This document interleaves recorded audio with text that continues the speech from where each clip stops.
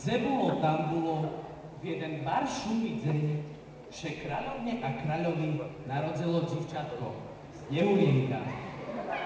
Kráľ sebe kráľovnu ešte dlho potom dobíral, poznal, že Snehulienka není jeho. Snehulienka na začiatku nebola bar šumná, no proste šizmohradské nešťastie, ale počaše vše obačila, potom už bola šumná. Celkom.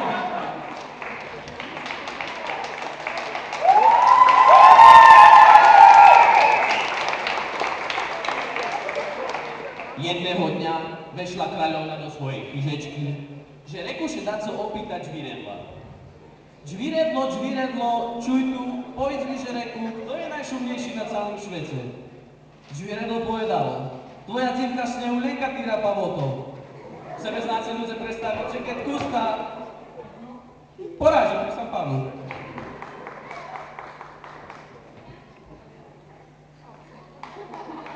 Takoj sluhovi varela.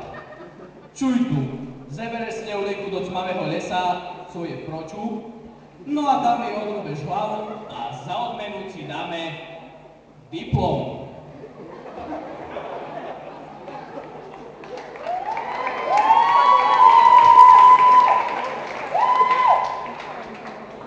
Tá zobral sluha Snehulienku do lesa, no nemohol jej odrúbať hlavu, on taký barz dobrý mu šebrečko mu nedalo, alebo že skore netrafil, no takže nakoniec Snehulienka neumarla.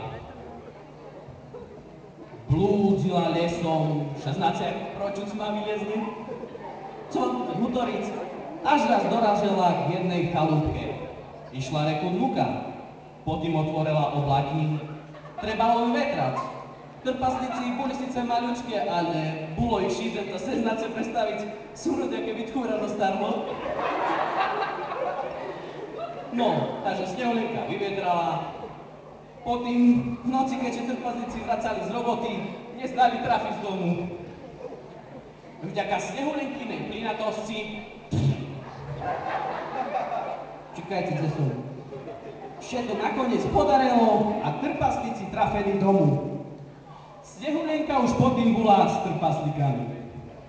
Kráľovna, že tak od zvieredla dočula, že Snehulienka žije, že neumarla. Kráľovna še premenila na čarodejnicu. Poď sem.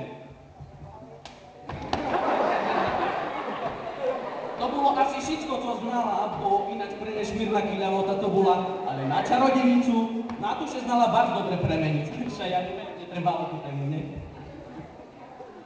Potom še vybrala čarodejnica do lesa hľadať Snehulienku.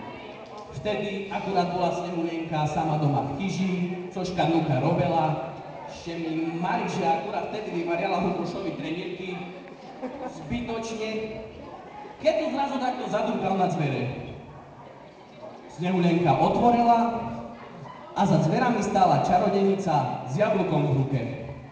A hutorala Snehulienke. Snehulienka, kúp sebe jablčko, není ani kus otruté, na môj hrišku, že není.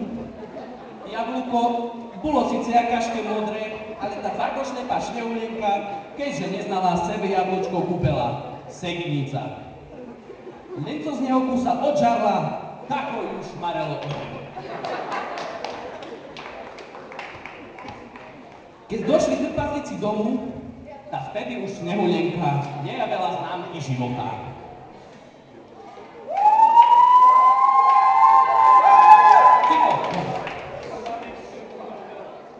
Snehulienku štúreli trpaslíci do takej sklenenej trúny, už ju tam mali pre ňu opred pripravenú.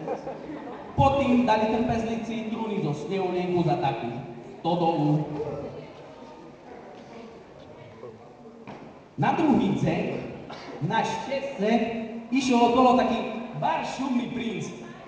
Na koňu.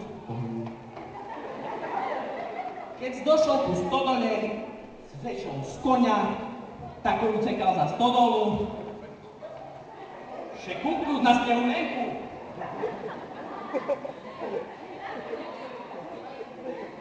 Princ prišiel ku tej sklenenej trúne a už cez sklenený veršek tak ho spoznal, že tam leží neznáme dzivče, ktoré je šumné na ksivce i na cele a že má dobrú povahu. Princ še takoj rozhodnul, že Sneulenku privedze k životu. Takoj veršek na trúne odklopil, na Sneulenku še priklopil, nahnul, povočkal Sneulenku.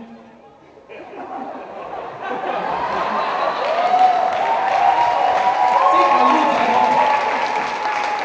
Ešte môžem na to vyskázať malé cerci. No tá skôr olizal. No tá vycanul defibrilátor, nie?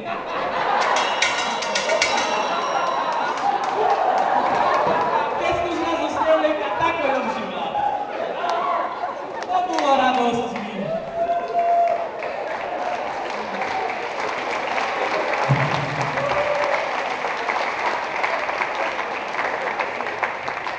Princ sebe Sneulenku takoj odvedol do svojho kráľovstva, kde žili spolu zdraví, dlho, až kým nematrovali na naši pivku.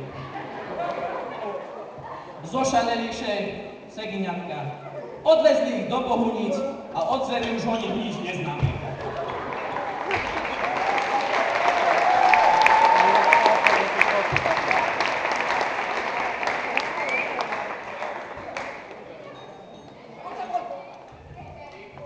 Zvoniec nemôže zazvoniť, aby mu rozprávke konec bol jakaž tých darebak ináč pali Vojtek, hej? Mi ho ukradnú, nie? Ďakujem vám, Baršune, za pozornosť a bavte še ďalej.